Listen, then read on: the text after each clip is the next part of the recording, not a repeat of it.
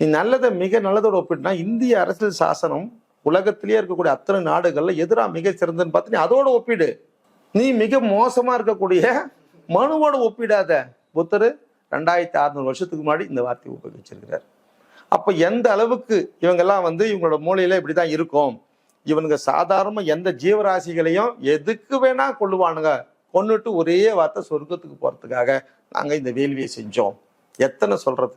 நம்ம கண் எதிர்க்க நம்ம படிச்ச வரலாறுகளே நந்தனார்ல இருந்து எல்லாருமே இருக்குதுல்ல. அம்பேத்கரை நாங்கள் கொண்டாடுகிறோம்னு மோடி சொல்றாரு. இப்போ அவங்க தலைவர் கூட அதை விமர்சனம் பண்ணியிருக்கிறாரு. மோடி அப்படி பேசியிருக்கிறது அது மோசடி.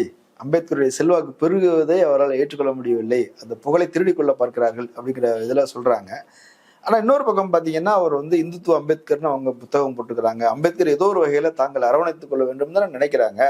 அப்போ அம்பேத்கர் எல்லோருக்குமான தலைவர்னு நம்ம சொல்லும் போது பிஜேபி காரங்களுக்கும் ஒரு தலைவர் தானே, அவங்க வரித்துக் கொள்வதில் என்ன பிரச்சனை? ஏன் அவங்க அம்பேத்கரை இது பண்றது எல்லாம் அவங்களுக்கு எதிராக அம்பேத்கர் ஏன் நிறுத்துறீங்கன்னு ஒரு விமர்சனம் வருது இல்ல? தொடர் அம்பேத்கரை இவங்க கிளைம் பண்றது மகாத்மா காந்தியையே சுட்டு கொன்ன இந்த குரூப். எதுக்காக சுட்டு கொண்டாங்க காந்திய? சனாதனத்துக்கு எதிராக திரும்பிட்டாரு அவரு. ஆனா சனாதனத்தையே வேறு அர்த்தம் என்ன பண்ணுவாங்க? சனாதனத்துக்கு எதிரா 2 ஸ்டேட்மெண்ட் கொடுத்தாரு மகாத்மா காந்தி. அவரையே சுட்டு கொன்னவனுங்க சனாதனத்தை ஒட்டு மொத்தமா இந்தியாவிலே மனு தர்மத்தை அழிச்சு ஒழிச்சு புதிய அரசியல் சாசனத்தை கொடுத்த அம்பேத்கர் நீங்க எப்படி ஏத்துக்க முடியும்? ஏத்துக்கிற மாதிரி நடிக்கிறது, ஏத்துக்கிற மாதிரி நம்ப வைக்கிறது. ஏன்னா ஜனநாயகத்துல ஓட்டு போடுற உரிமை எல்லாருக்கும் சமம்.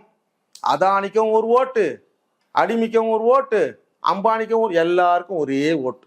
அப்ப அந்த ஓட்டு வாங்கறதுக்காக மட்டுமே அம்பேத்கர் புகழை தவிர வேற எதுக்குமே இவனுக்கு அம்பேத்கர் பிடிக்காது.